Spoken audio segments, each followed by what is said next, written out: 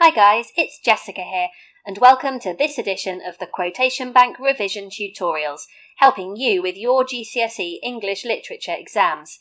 In these videos we take a key quotation from the text and provide a great model for how to go about analysing it precisely, and provide you with the framework for an excellent revision activity you can do on your own.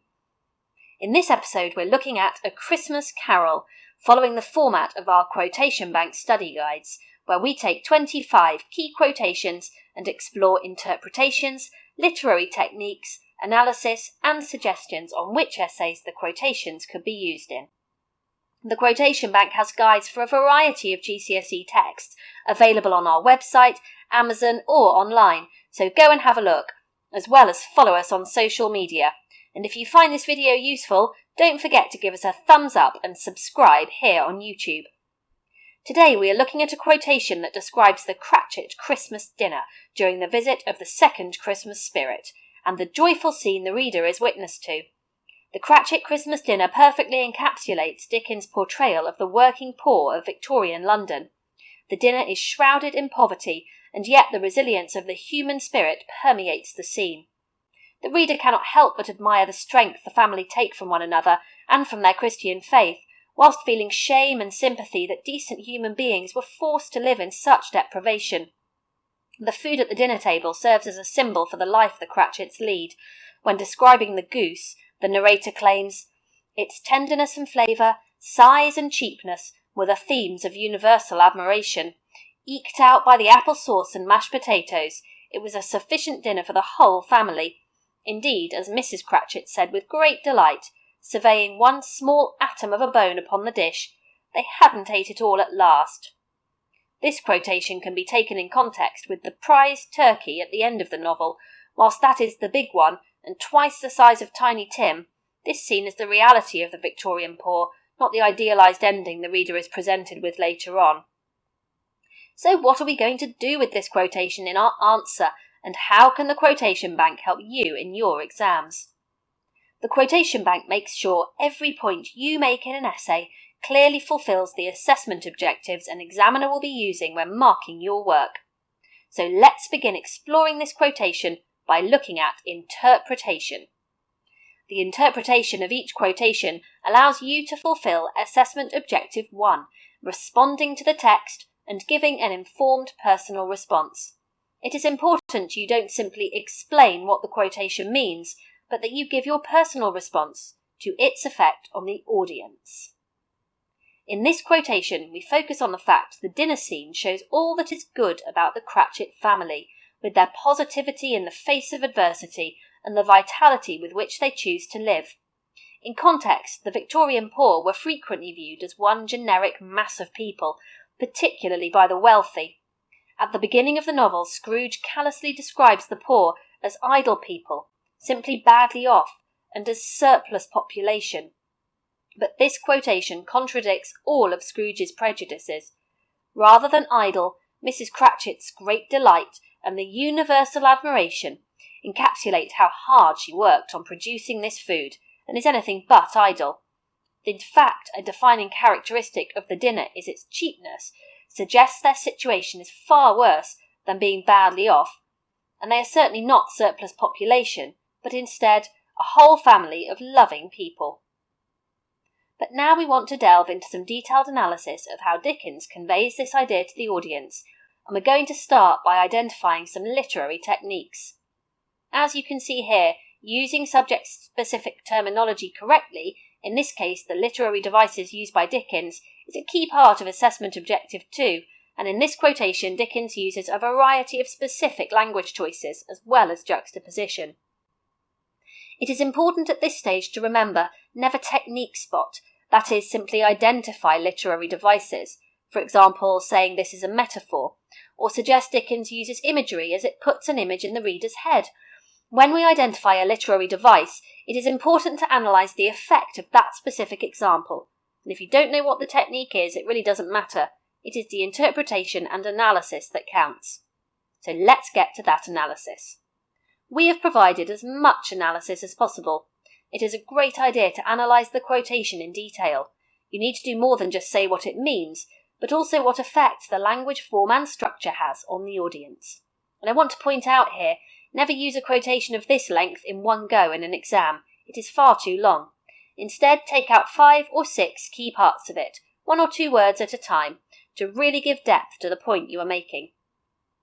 So let's analyse some specific details. Whilst explicitly referencing the goose, Dickens implies the tenderness of the family, with flavour, size, emphasising the vibrancy of the gathering. Dickens uses this scene to make clear the Cratchits and the poor in general are just as refined, elegant and dignified as the upper class. Just as Fred's Christmas party was full of laughter and good humour, and the Fezziwigs' gathering was flowing with music and dancing, so too is Mrs. Cratchit's dinner a sensory delight that overwhelms the taste buds with its flavour. The family's determination to use the meagre ingredients they have is admirable. Cheapness is juxtaposed with universal admiration and great delight. Universal admiration conveys the pride the family feel in Mrs. Cratchit, and the skill and ability she has to draw such deliciousness from cheapness is noted by all. This skill contrasts Scrooge and the fire in his office at the beginning of the novel. Mrs. Cratchit takes cheapness and makes it rich and succulent. Scrooge's cheapness means he is only allowed 1 coal, but it admits no warmth. Mrs. Cratchit is proof that one can be careful and frugal with money and still enjoy life, unlike Scrooge, who seems to suggest being careful with money equals misery. Furthermore, the Cratchit family never complain and always make do. Eked out and sufficient show a stoical attitude, despite reducing the bird to 1 small atom, implying a great hunger. Whilst this is a joyous scene in many ways, there is also an ominous tone underneath it. Eked implies their resources are stretched to breaking point, and sufficient has a perfunctory tone to it. The dinner may be a festive celebration, but the food is also a basic human need. There is also the suggestion of an animalistic devouring of the food, depicting the family as desperate scavengers. The image of a bone upon the dish implies the rest of the bird, flesh, bone, and all, as being consumed. There is a great deal to explore in this quotation, but it is important that you only use it if it is relevant to the question you have been set, and so we are going to look at which essays this quotation might prove useful in. Your answer needs to be focused to fulfil Assessment Objective 1.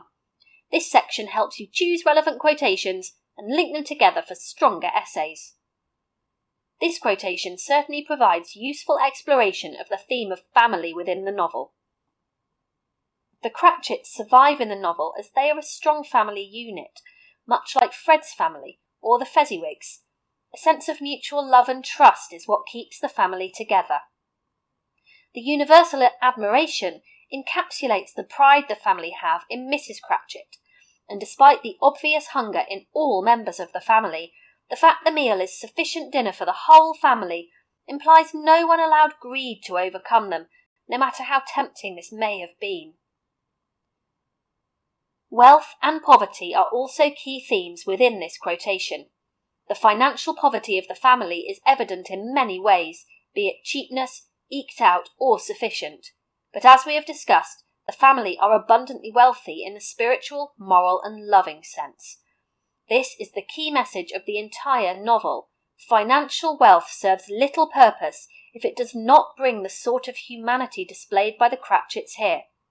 And as the Bible states in Matthew 19, it is easier for a camel to go through the eye of a needle than for a rich man to enter the kingdom of God.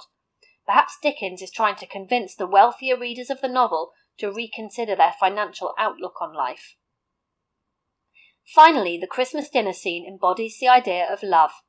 As Mrs. Cratchit exclaims with great delight, it is evident she has a love for life and family that seems alien to Scrooge. This quotation is full of a love and togetherness that completely juxtaposes the isolation Scrooge suffered at school as a child. As we mentioned, the tenderness of the goose is perhaps second to the tenderness of this family unit.